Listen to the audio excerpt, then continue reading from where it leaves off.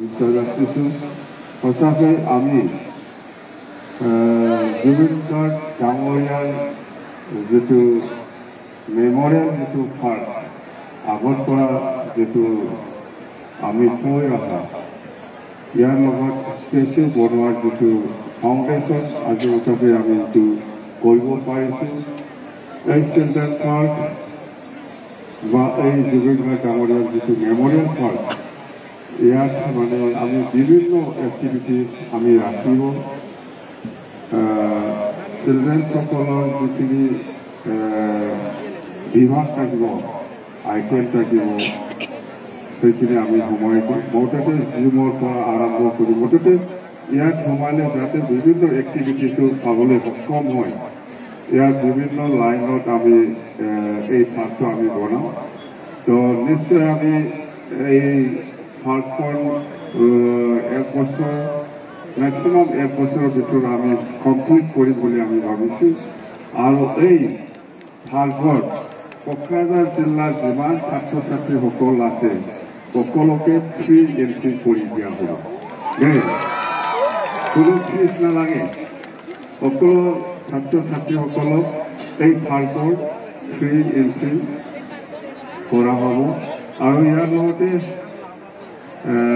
বিভিন্ন এক্টিভিটিজ থাকিব ভিতৰত, ইয়াতো আপোনালোকৰ একো ফিজ লোৱা নহ'ব, ছাত্ৰ ছাত্ৰীসকলৰ কাৰণে ফিজ হ'ব না।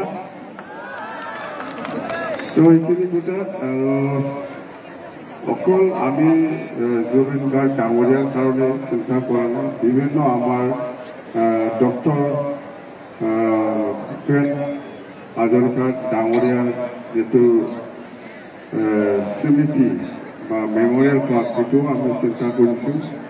ডক্টৰ ভূপেন হাজৰিকা ডাঙৰীয়াৰ যিখিনি আদৰ্শ সেইটো চবেই জানে, জুবিন গাৰ্গ ডাঙৰীয়াৰ নিচিনা। তো সেইকাৰণে আমি ডক্টৰ ভূপেন হাজৰিকা ডাঙৰীয়াৰ এটা আৰু জুবিন গাৰ্গ নিচিনা এটা ভাল এটা মেমৰিয়েল পাৰ্ক আৰু ষ্টেচু আমি বনাম। এই বছৰতে আমি আৰম্ভ কৰিম। আৰু ইয়াৰ লগত আমাৰ এনাউন্সমেণ্ট একটা আছে, শ্ৰীমন্ত শংকৰদেৱ এটা ভাল শংকৰদেৱৰ নামত এটা ভাল ভৱন আমি গোসাইগাঁৱত বনাম।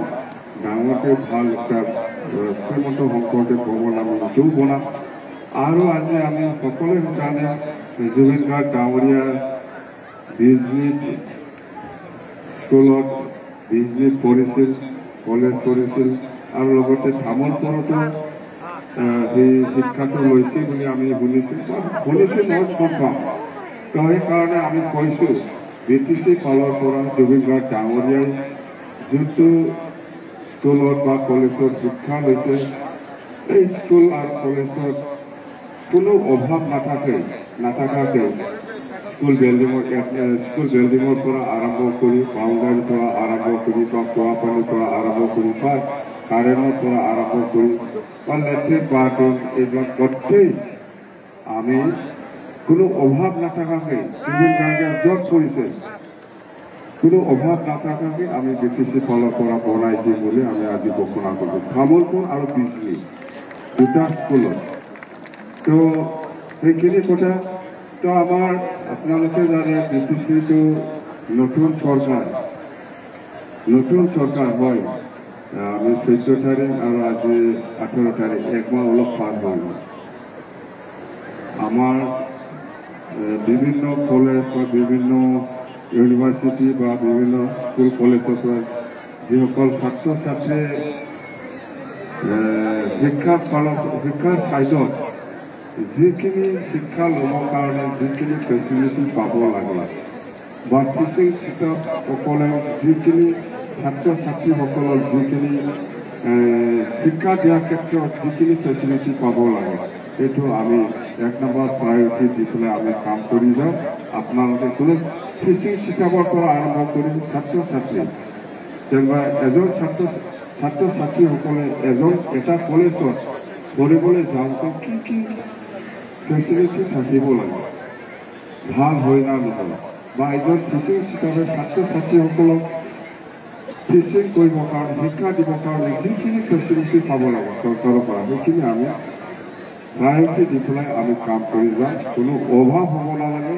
যিহেতু আমি সবেই জানি আমাৰ যুৱক যুৱতীসকলে আমাৰ ভৱিষ্যত সবেই সেইটো জানে সেইকাৰণে আমি ইয়াৰ ছাত্ৰ ছাত্ৰীসকলক বেছি প্ৰায়ৰিটি দি পেলাই আমি এই BTC চৰকাৰৰ দিনত কাম কৰি যাম বুলি আমি সিদ্ধান্ত লৈছোঁ আৰু আমি বহুত প্ৰচাৰ কৰি আহিছোঁ যেনেকৈ কৈছে এনেকৈ আমি কাম কৰিব দেই এইখিনি ক'লোঁ আজি হয়তো জুবিন গাৰ্গ ডাঙৰীয়াৰ সৃষ্টি জানা বা জুবিন গাৰ্গ ডাঙৰীয়াৰ যিটো বুৰঞ্জী বাচ্চাৰ পৰা সৰুৰ পৰা ডাঙৰ হোৱালৈকে বহুত বুৰঞ্জী আছে সেইখিনি বুৰঞ্জীটো আমাৰ বহুত মানুহ আছে নিশ্চয় আপোনালোকক জনাব সেইখিনি ক'লোঁ জাষ্ট সেইখিনি দুই এটা কথা কৈ মই আজি এই যিটো জুবিন গাৰ্গ ডাঙৰীয়াৰ যিটো জন্ম দিৱস ইয়াৰ উপলক্ষে যিটো ফাৰ্ষ্ট যিটো ফাউণ্ডেশ্যন বা যিখিনি প্ৰগ্ৰাম ৰাতিপুৱাৰ পৰা এতিয়া আবেলিলৈকে যিখিনি প্ৰগ্ৰাম কৰিলোঁ সেইটোকে আমি ফৰ্মেলি আজি এই সভাটো ইনগ্ৰেশ্যন কৰিছোঁ বুলি মই ঘোষণা কৰি মোৰ বক্তব্য ইয়াতে আহিছোঁ দেই থেংক ইউ ধন্যবাদ